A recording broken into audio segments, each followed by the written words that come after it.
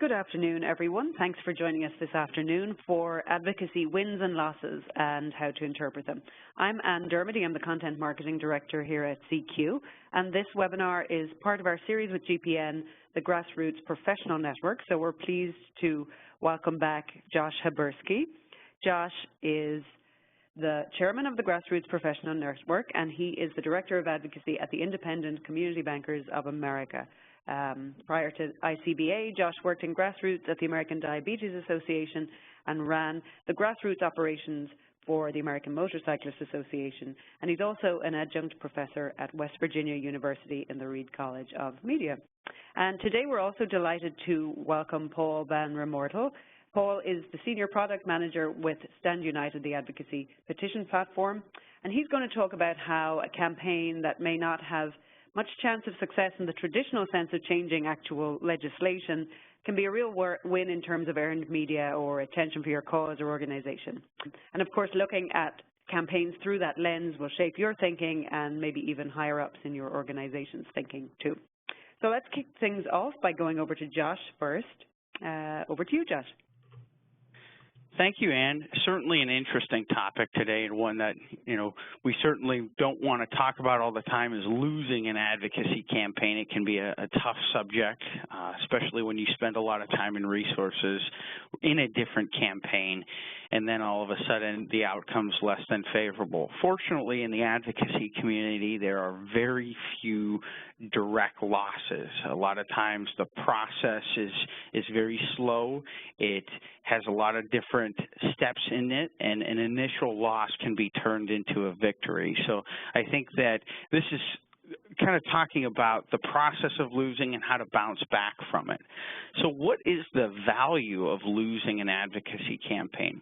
Well, the political system is inherently adversarial. There are winners and losers. There are people that pass legislation and have their legislation defeated. There's many lessons learned from losing an advocacy campaign.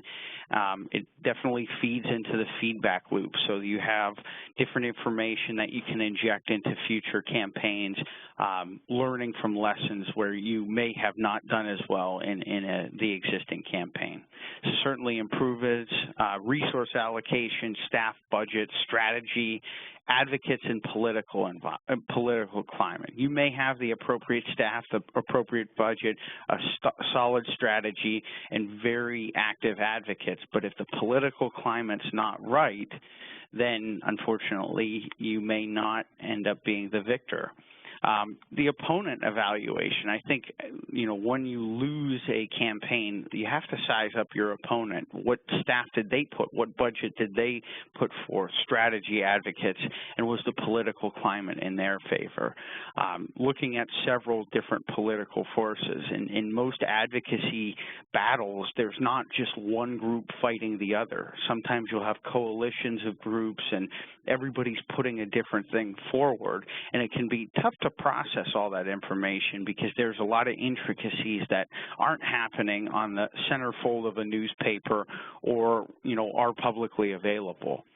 So politics is cyclical, but forces are constantly moving. I think that that's an important point in considering a loss in advocacy, that the cycle is going to continue, things are going to move, and that you may have an initial setback, or, if it is a clear victory, the political cycle will turn around and you're forced to have, a new Congress and a new administration in a matter of time.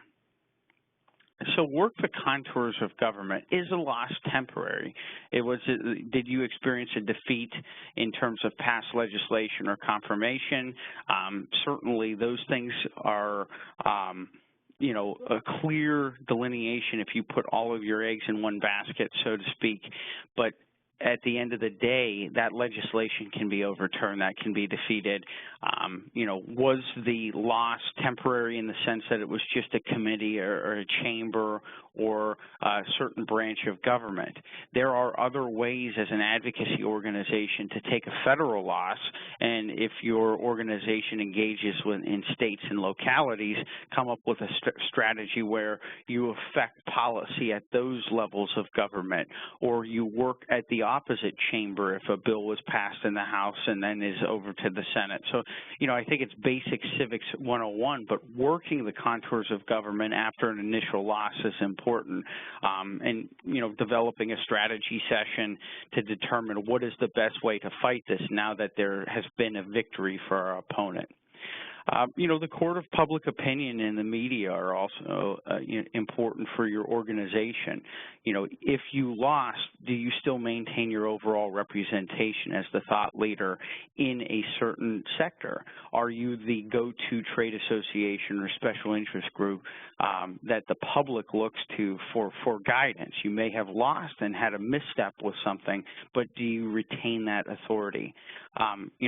Certainly the regulatory side of things and the courts, even if legislation's passed, you see continually things being overturned by different courts, and then the implementation of things may change and alter a bit when it gets over to the regulatory side.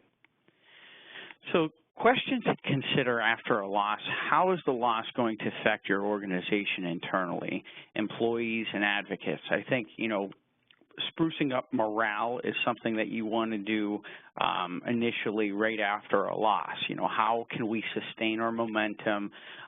Can we show an infographic of the different points of data that were successful in a campaign even though that the outcome was not intended? Is the loss going to be widely broadcasted outside? Is the winner going to gloat about it? I think that that's an important point here. Can you really just, focus on the next campaign, or do you have to address the loss itself?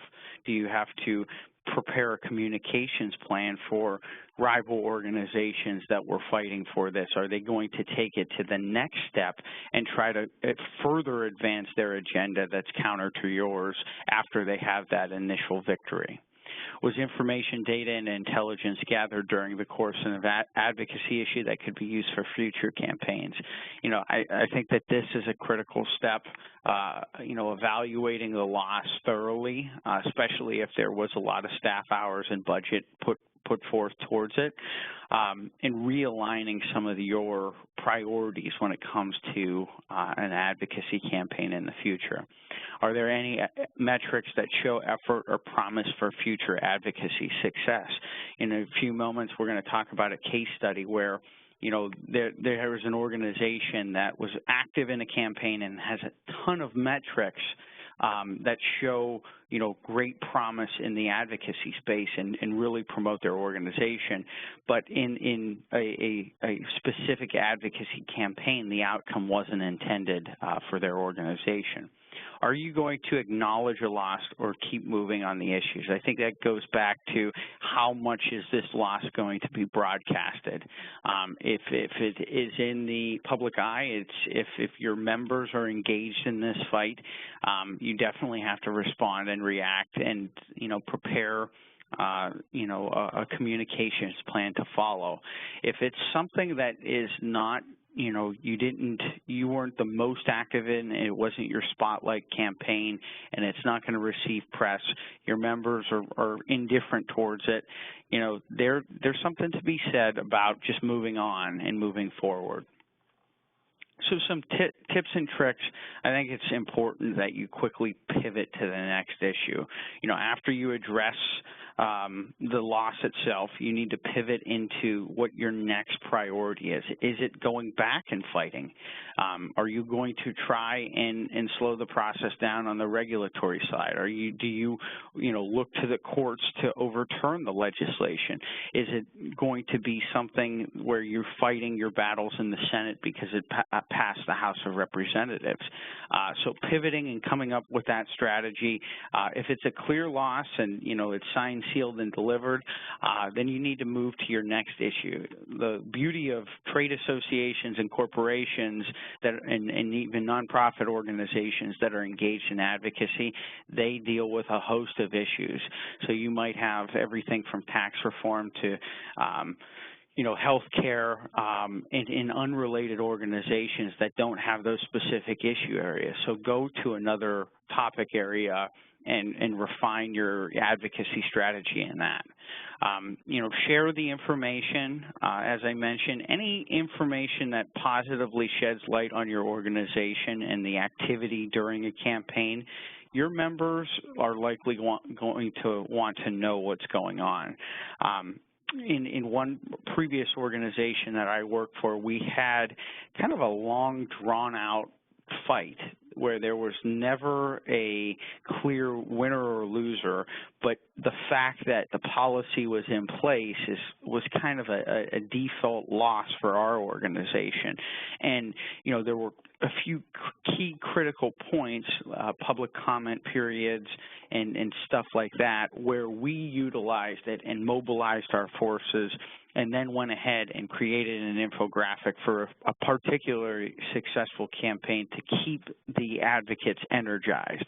It was one of our main issues at the organization, and it was necessary for us to keep that going and stoke the fires to keep the grassroots advocates activated. Explain the process, what happened. For membership organization and trade associations and even corporations, explaining what happened with the loss itself. As I mentioned, if the loss is indefinite, explain what could happen and what are some of the possibilities that could happen with a piece of legislation or whatever you're working on. Fundraising and diverting resources. I think, fundraising off of a loss is something that is you have to be very tactful about it, but can be done. We lost this fight. You did your homework and figured out your opponent spent X dollars on this and put X resources to it. We need this for the next fight, or we need to continue to battle this issue itself. So do some fundraising campaigns around the loss itself, and then, of course, divert your resources that you were spending towards that. Repositioning the attention. So it goes back to pivoting your strategy, but you really need to reposition the attention of your organization as well as the organization's vantage point in the public policy arena. Answer questions clearly and honestly. If you lost, accept the loss. Don't, try and mince words with that. Because you'll get caught up with it. If you have active opponents in it and you kind of go around and don't really give the clear, open, and honest answer to things, that's when they're going to come after you and release statements that would be harmful to your organization. Of course, have a communications plan, and that ties back into it, open and honesty in that communications plan. So one of the case studies that I think is very interesting, and I'm a big fan of a lot of the advocacy work that the National Education Association has done, and of course a lot of my peers in the grassroots professional network as well as just the general advocacy community have learned a lot from the NEA and how they mobilize and are one of the strongest organizations in grassroots advocacy, whether you agree with them or not. So the National Education Association, a powerful organization. They opposed the confirmation of Betsy DeVos. The NEA sent over 1 million emails to senators encouraging them to vote against DeVos using CQ Engage. Definitely, one of CQ's great clients there that Ann can talk about a little more. But Betsy DeVos was confirmed and assumed office on February 7th, 2017. Vice President Mike Pence was forced to break the tie to confirm DeVos in the Senate. So that's kind of how things went down in this fight. There were highly engaged advocates, a lot of emotion in this advocacy fight, and a lot of effort was placed. The outcome was not intended for what the NEA was looking for, but fortunately for them, they gained a lot from this. They gained not only the institutional knowledge of a high-profile fight like this that they can, further use down the line, but they also gained new advocates, new potential donors, and showed the power of their organization. I don't think that there's any doubt, even after this fight, that the NEA is one of the most powerful voices in education policy. So maintaining the public confidence in the NEA was an outcome from this. The public knows where they stood on the esse. They, accept what has occurred, but they were certainly active in the fight and showed, that they are the voice of a lot of the education community. The close nature of the vote, I think, speaks to that.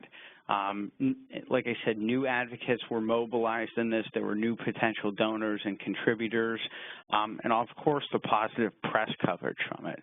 I think the graphic that in the previous slide was the Washington Post. This was covered, everywhere that the National Education Association was extremely active in this fight, and they were putting a lot of resources towards it and, gaining a lot of resources throughout the process. It shed light on many of their issues that were not necessarily hot topics covered by the press or considered by the public. Their organization was described. People were going to their website, and stuff like that. So that's certainly a positive outcome that has come from, not necessarily winning on an advocacy fight. And they maintained and advanced their position as an effective interest group engaged in education policy issues. And I think that that's the most important point of this. They mobilized, they took a clear position. The outcome was not intended, but nonetheless, they certainly advance their position, and going to the next battle, the next education policy battle, of course, the public is going to look to the NEA and see where they stand on the issue. And, if they're able to continue to mobilize 1 million advocates and stuff like that, chances are they're going to win more times than not. Great. Thank you, Josh. And definitely a huge victory for the NEA there in terms of earned media and attention for their organization. And to speak a little bit more about earned media and attention in campaigns, let's go over to Paul. Thank you very much, Anne. It's great to be here with you today. What I'd like to do is talk a little bit about the messaging behind an advocacy campaign and how that can impact the outcome really regardless of whether or not you have a clear legislative victory. And I know the advocacy professionals, they think a lot of about the messaging and putting together really the right message for the right target. But sometimes you can overlook some benefits, some things that you can do as part of your advocacy campaign, which will really have an impact outside of your normal sort of pressure points, right? Your normal decision making process. And so what I'm talking about really is it's sort of like a unified campaign, but there's some specific tactics where we can build some messaging around the campaign, and they're really one and the same. And so you get a branding effect, and you get media buzz, you get social buzz, and you can create urgency. You can get social proof, right? Meaning that people see other people have taken action on a specific issue, on a specific campaign, and that lends credence to that. And then also potential for earned media. So you have an opportunity to get publication, whatever the news outlet is, to pick up on your story, on their own and basically give you free publicity.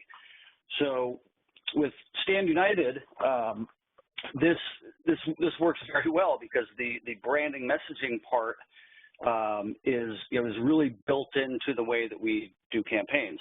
And so what we do at Stand United is use our petition platform. We are recruiting advocates for the advocacy organization. They will come to us and say, we have this issue, we need to reach these decision makers. If it's elected officials, we integrate with CQ Roll Call's Engage platform. So we are directly messaging the legislators at the time that the individual is signing their petition on Stand United. And so the data is being sent through to CQ Roll Call, they're district matched. And so I'll just walk through two quick examples, of how this can work and really how the advocacy piece and the messaging piece can really act as one and really be hand in hand.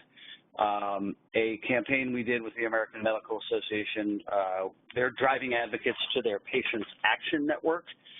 On this particular campaign from 2016, the timing was superb on their part, and really what they were doing was capitalizing on this issue with prices run amok on pharmaceutical products, and in particular there was the controversy over the EpiPen and the price increases, and so the AMA also was really trying to leverage and garner public opinion on this issue.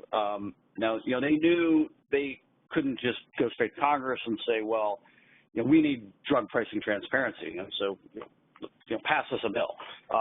This is going to be a much longer term campaign, and by going to Stand United and creating the petition campaign there, they were able to get petition signers will then go share the petition. They can get their campaign in front of various news outlets.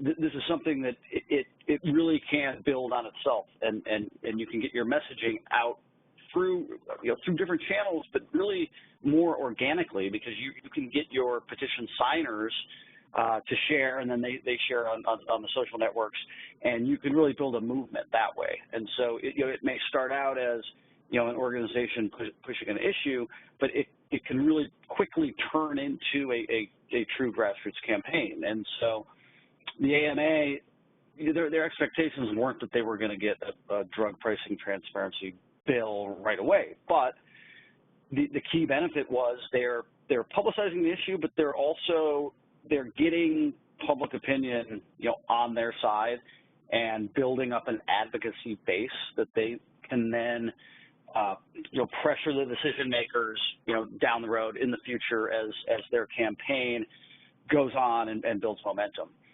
And the next campaign I wanted to talk about is it's an interesting one. It's a state level campaign, and so with this campaign, a free market group, the Citizens Against Corporate Bailouts, was pushing back hard against they called it the hidden tax, which was in the form of a user rate increases for utilities. And the purpose of the rate increase, which was pushed through by Governor Cuomo, was essentially to bail out two aging nuclear power plants. And there was not a lot of publicity around this issue, and certainly this group who came to us felt like it was getting short shrift in the media. So through this petition, we were able to recruit almost 80,000 New Yorkers. Letters went to Governor Cuomo, but the real target was the New York legislature, and specifically the GOP side, to overturn this increase. Now, it wasn't successful, but it was successful in both publicizing the issue and applying pressure and really inflicting some pain on the governor and the legislators who supported or who neglected to oppose this rate increase, which was a nuclear energy bailout. And so that was one of our really more active campaigns, you know, in a state level. We've run in several states, but this was one that we were really able to drive, you know, a large number of signatures, but also it generated a fair amount of press and a lot of activity on social as well. And so, you know, with that, some takeaways. You know, you obviously are going into your advocacy campaign with, you know, specific goals and you know what it is you're trying to accomplish, and if you always want to look at, okay, what if we don't get the ideal outcome? I mean, obviously we want to be able to, you know, get our bill passed or oppose our bill, but what else? You know, what are the other things that are important? And what I've seen in the last couple of years is there's maybe a de-emphasis, you know, maybe not a strong enough interest in the earned media side. And, you know, the one thing that petitions are so good at, and we see this with the platforms on the left with Care2 and Change.org, is they generate a lot of earned media. And the mainstream media especially will pick up on a petition and write a story on it. There's an opportunity there for advocacy folks to use, you know, that ability, that, you know, that desirability, and leverage it. And there's a lot of free publicity, you know, out there, you know, if you can garner it. And the social aspect, you know, is critical as well. And the great thing about the digital petitions, the online petitions, is they are tailor-made, you know, for sharing. They're very shareable content.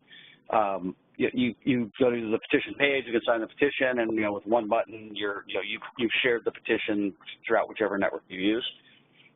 From there, it can spread. And spread, and it is perfectly packaged. You know, you have an image, you have your title or call to action, and a brief description, and it's ideal for, you know, getting out there and sort of, you know, setting it out in the wild and letting it take off. And so that's what I wanted to cover, and really just get people more thinking about, you know, what are the other things that we can do? How else can we benefit from a campaign? You know, even if we are not getting a clear legislative victory, you know, maybe you approach your campaign in phases. You know, maybe you have an initial phase where you're trying to build up your advocacy base, but you're also trying to maybe test your messaging, maybe just raise public awareness. And then when you are ready to really hit hard on a specific piece of legislation or a specific policy proposal, you're that much further down the road. And so you want to do, you know, a little long-term thinking, you know, where possible, because we all know sometimes things come up very quickly. And just think about the various ways you can benefit, you know, from getting your advocacy message out there and focusing a little bit on branding. And so with that, I'll be more than happy to answer any questions, you know, afterward.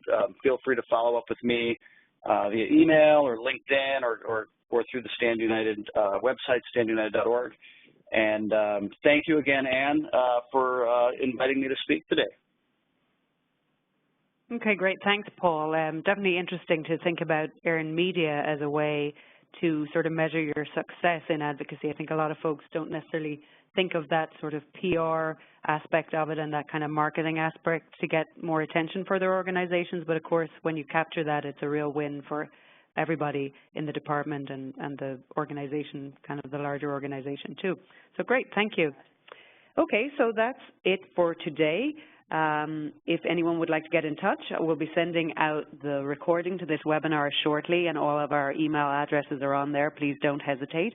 Also to mention that Connectivity, which is our resource for government relations, advocacy, and nonprofit professionals, hopefully you've all checked it out at this stage, but if not, do go on there. And some exciting news on that front, we are about to launch a whole new version or website of Connectivity, so please watch out for that. That's about it. Thanks again for joining us, and talk to you soon, hopefully.